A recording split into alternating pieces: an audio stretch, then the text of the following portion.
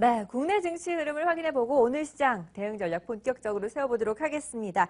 머니스터디의 오현진 팀장 그리고 김종우 의원과 함께합니다. 안녕하세요. 네, 안녕하세요. 네, 반갑습니다. 자, 지난주 시장을 보면 외국인들의 러브콜은 계속 이어지고 있는데 기관 매물을 소화해내기가 상당히 버거운 모습이었습니다. 그래서 코스피는 숨고르기 양상을 보여줬고 반면에 코스닥이 상당히 많이 올라오는 모습이었어요. 또 어떻게 보셨나요? 네, 코스피 같은 경우에는 이제 단기적으로 좀 급등을 했기 때문에 가격 조정은 거칠 수 있지 않았나 이렇게 판단을 하고 있고, 기관 같은 경우 펀드 매매 물량이 아직까지도 쏟아지고 있는 것 같습니다. 그래서 투신발 매도 물량에 대한 부담이 있었고요.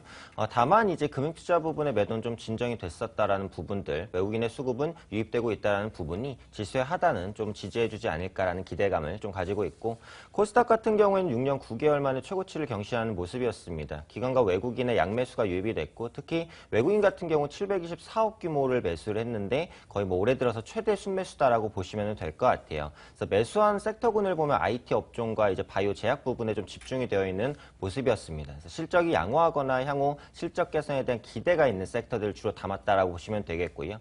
지난주 금요일에 가장 특징적인 흐름이다라고 한다면 제가 볼 때는 경기 민감주와 방어주의 엇갈린 수급 흐름이었다라고 말씀을 드리고 싶습니다. 그래서 경기 민감 섹터인 기계나 증권, 반도체로는 수급이 유입되는 모습이었고요. 뭐 방어주라고 불리는 통신이라든지 전기, 가스로는 수급이 이탈되는 모습들. 아무래도 FOMC 이후에 그 금리 관련 불확실성이 다소 완화가 되다 보니까 위험자산 선호 심리가 아직까지는 계속되고 있다라고 보고, 그렇다면 이번 주에도 역시 국내 경기 민감주에 대한 관심은 유효하다 이렇게 말씀드리도록 하겠습니다. 네, 아직까지는 경기 민감주들 유효하다라고 해주셨는데 어쨌든 금요일장에서는 코스피가 정체되고 코스닥은 연고점을 돌파했어요. 위원님은 어떻게 보셨나요? 저는 뭐 이렇게 요약해 보겠습니다. 기관 수급은 실제로 방향성보다는 가속도를 내는데 더 유효하고요. 그다음에 외국인들의 방향성을 주도하고 있거든요. 그러니까 그런 측면에서 보자면 외국인들의 수급의 중장기 투자자라면 기관 수급을 보기보단 뭐 외국인 수급을 그대로 쫓아가는 것이 유리하다라고 보고 있고요. 단기 투자자라면 뭐 외국인 수급, 기관 수급 이런 것보다는 현재 시장에 어떤 종목군들이 그 메인 테마인지 살펴보고 그들 종목에 집중하시는 것이 좋겠죠. 그래서 단기 투자자는 뭐 수급에 의한 흐름보다는 모멘텀에 의해서 투자하시는 게 좋고요. 중장기 투자자라면 외국인 수급에 조금 전에 이제 전문가께서 말씀해 주신 것처럼 뭐 그런 업종에 발을 맞춰 투자하시는 게 좋을 것 같습니다. 네, 그렇군요. 최근에 많이 올라온 업종 바로 제약 바이오 업종이었습니다. 의약품 업종 지수가 아주 급등세를 보여주는 가운데 한미약품이 지난 거래일까지 연일 상한가를 기록했어요. 근데 지금 안타까워하시는 분들이 많거든요. 네네. 지금 매수 가능할까요? 네, 사실 뭐 제약주 같은 경우 지난주에 이어서 2주 연속 말씀드립니다. 그만큼 최근에 뭐 가장 핫한 섹터다라고 보실 수 있겠는데, 뭐 R&D에 대한 기대감이라든지 정부가 뭐 3,300억 원 규모를 투자하겠다라고 하면서 기대감을 이어가고 있는 모습이고, 말씀해 주신 대로 한미약품이 가장 급등세를 보여주고 있습니다. 그래서 글로벌 제약사죠. 일라이 릴리와 BTK 저해제에 대한 기술 이전 협약을 맺었고, 뭐 추가적인 수익도 가능하다. 최대 7,800억 규모까지는 매출이 나올 수 있다라는 뭐 분석들이 있으면서 등하는 모습이었는데, 지금 뭐 PER이 60배까지 올라왔죠. 기대감은 충분히 반영이 됐다. 뭐 상한가까지 진행된 만큼 보유하신 분의 영역이 아닐까 싶고요.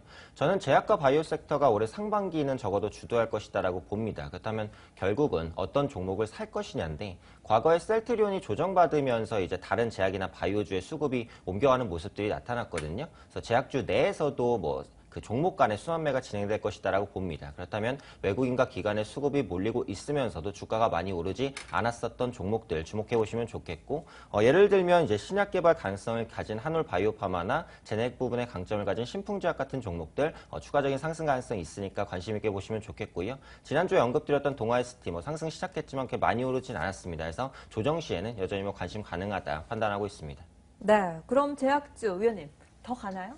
어떤가요? 저도 뭐 이제 글로벌 트렌드이기 때문에 조금 더 가을이라고 보고 있는데, 워낙 뭐 밸류에이션이 비싸기 때문에 악재 한 방에 크게 무너질 수 있는 종목이거든요. 그래서 저는 트레이딩을 좀 병행한다면 가능할 것 같고, 싼 가격에 사신 분들이라면 지금 어느 정도 수익을 누릴 만한 시기라고 보여집니다만, 신규 매수에 대해서는 조금은 조심스럽게 충분히 이제 위험을 고려해가면서 접근하실 만한 시기는 되었다라고 보고 있습니다.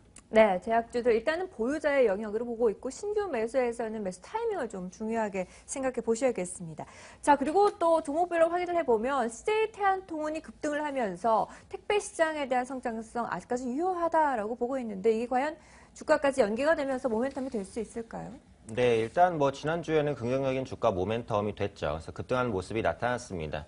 그래서 CJ 대한통운이 알리바바와 손잡고 국제 특송 사업에 진출한다라는 이슈였죠. 중국에서 한국으로 그리고 한국에서 중국으로 진행되는 해외 직구 수요를 좀 잡겠다라는 것으로 해석하시면 좋겠고 충분히 의의가 있다라고 생각이 됩니다. 국내 택배사 같은 경우에는 아무래도 국내 매출 비중이 거의 편중이 되어 있는데 이런 부분들을 해외로 돌릴 수 있다라는 것, 신규 매출원에 대한 확보다라고 보시면 될 것 같고 알리바바 같은 경우는 중국 최대 전자상거래 업체고요. 해외 직구 시장 같은 경우 2011년부터 매년 50%의 고성장을 보여주고 있습니다. 그에 이제 CJ 대한통운이 발빠르게 진출한다는 것 분명히 선점 효과를 누릴 수 있을 것이다라고 보고 있고 택배 시장의 성장도 긍정적이다라고 생각을 합니다. 1분기에 택배 수요가 전년 동기 비 7, 8% 정도 증가를 했는데 동사는 이제 20% 정도 성장하면서 택배사 내에서도 강력한 지위를 좀 보여줬고요. 현재 2,000원대까지 떨어진 택배 가격이 추가적으로 떨어지긴 어렵고 물량 확보는 지속될 것. 앞서 말씀드린 부분에 의해서 해외 매출도 반영된다면 CJ 대한통운 단기 급등했지만 저는 추가 상승 여력이 충분히 있다 판단하고 있습니다.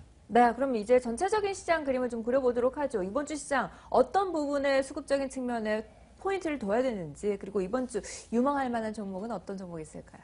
네, 그래서 이번 주 같은 경우에는 이제 그 미 연은 총재들의 연설 내용을 한번 주목하실 필요가 있을 것 같아요. 그래서 24일 블러드 총재, 25일 에반스, 26일 로카트 총재의 연설이 이제 예정이 되어 있는데 에반스 같은 경우 비둘기파고 블러드 총재 같은 경우는 매파 성향입니다. 엇갈린 입장을 표명하면서 시장에 단기적인 변동성을 줄 수 있다는 부분을 염두하시면 좋겠고요.